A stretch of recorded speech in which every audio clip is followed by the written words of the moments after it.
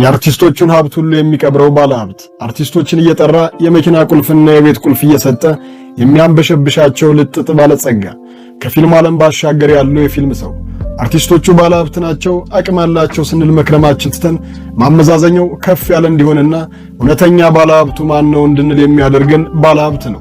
ይህ ባለሀብት የኢትዮጵያ ፊልም ላይ እንደ መድኃኒት የምትጠቀሰው የሮማን በፍቃዱ ባለቤት የነበረው ሚኪያስ መሐመድ ነው። ይህ ሰው ማን ነው?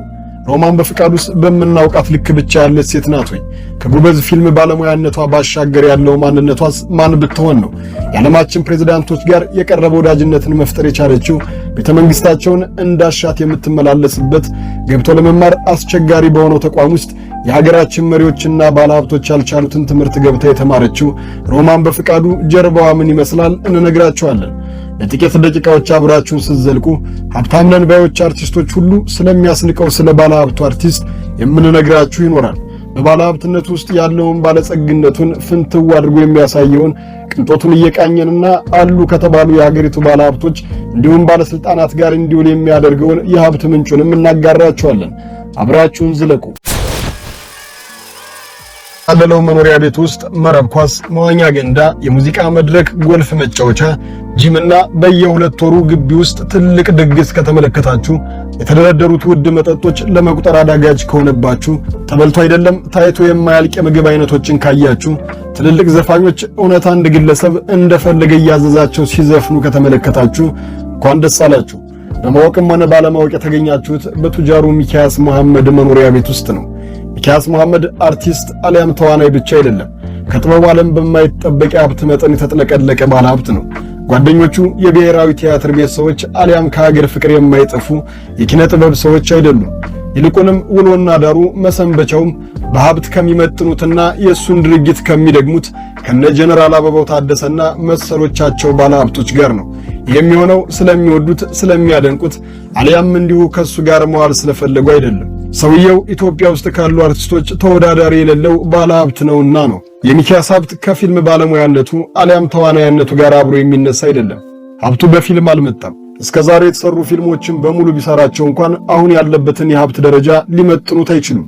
ታዲያ ሀብቱ ምንጭ ምንድነው ስንል ሰውየው የንግድ ዓለም ውስጥ ያለ ቱጃር ነው። ከሚሰራቸው በርካታ ስራዎች መካከል የኮንስትራክሽን ዕቃዎችን ማስመጣት አንደኛው ቢዝነሱ ነው። ከዚህ ውጭም የተለያዩ ዓለም አቀፍ የንግድ ስራዎችን ይሰራል። ታዲያ ባለሀብትነቱ በደግነትና በመልካም ስብዕና የተቃኘ መሆኑ ተወዳጅ እንዲሆን አድርጎታል። የመስጠትን ደረጃም ሚዛኑን እስከ ማክበድና ሰዎች እንዲህ የሚሰጣሉ እንዴ ብለው እስኪገረሙ ድረስ በማድረስ ነው። ታዲያ ድግስ አብዛኞቻችን እንደምናውቀው በምግብና መጠጥ ብቻ የተሞላ አይደለም። ይልቁንም የማይገመቱ ትልልቅ ሽልማቶችም ይሰጡበታል። እነዚህ በሚኪያስ የሚሰጡ ሽልማቶች ቤት አሊያም መኪና ሊሆን ይችላል። ግቢ ውስጥ በሚዘረገው ትልቅ ጠረጴዛ ላይ ውድ የተባሉ መጠጦች ይደረደራሉ። ተጋባዡም የወደደውን ባይኑ የገባውንና የወደደው ያቅም ነገር ይዞት ሳይጠጣ የኖረውን መጠጥ እየያዘ ይሄዳል። እንዲህ ያለው ጉድ የሚያስብል ድግስ ምንም እንኳን በ10 ምናምን ዓመት አንዴ የሚደገስ ቢመስልም ሚኪያስ እየደጋገመ የሚያደርገው ነው። ከማድረጉ ባሻገርም ከቅርብ ሰዎች ውጭ የማይታወቅና እውነተኛ መስጠት ነው የሚያሰኝ ታይታ የሌለበት ለጋስነት ነው። ሚኪያስ ይህን ፓሪ አዘጋጅቶ ኩያ ባለሀብቶችን ይጋብዛል። ትልልቅ ድምፃውያኖች ደግሞ መጥተው ለሚኪና ጓደኞቹ እንዲዘፍኑ ይደረጋል። ሲያሻው ከባንድ ጋር ካስፈለገው ደግሞ እንዲሁ በድምጽ ብቻ እንዲያጎራጉሩለት ያደርጋል። ድምፃውያኖቹም ሌላ ቦታ ከሚዘፍኑት በላይ መጫወትን ይፈልጋሉ። ምክንያቱ ደግሞ ሚኪን ደስ ካሰኙት ከዚህ ግቢ የሚወጡት ወይ መኪና አሊያም የቤት ቁልፍ ተረክበው ነው። ለዘፈኑት ሁሉ ቴብሉ ላይ ከተደረደረው ገንዘብ ሲበተንላቸው ይቆይና ልብን ያስደሰተ ዘፋኝ ሲገኝ ቁልፍ ይሰጠዋል። እኛንም በበረከቱ ጎብኘን እንላለን። የቀድሞ ባለቤቱ ሮማን በፍቃዱን ብትሆን ባልና ሚስት ከአንድ ወንዝ ይቀዳል ይሉትን ቢል እውነት ነው የምታደርግ ሴት ናት። እሷን ብትሆን አርቲስቶች ሀብታም ናቸው ከምንለው ዘለል ያለ ቢሊየነር አርቲስት ነች። ከገንዘብ አቅሟ ባሻገር በምሳሌነት የምትጠቀስ ትልቅ ባለሙያ ናት። አብዛኛው ሰው በተለይም በሴቶች በኩል በመልክና በሌላም መንገድ እየገቡ አርቲስት መባልን ብቻ ተሸክመውት እንዳይሆኑ እያደረጉ ቁልቁል በሚስቡት የፊልም ኢንዱስትሪ ውስጥ በጣት እየተቆጠሩ መኖራቸው እንደ መጽናኛና እንደ ተስፋ ከሚጠቀሱ በጣም ጥቂት ባለሙያዎች መካከል ግንባር ቀደሟ ናት።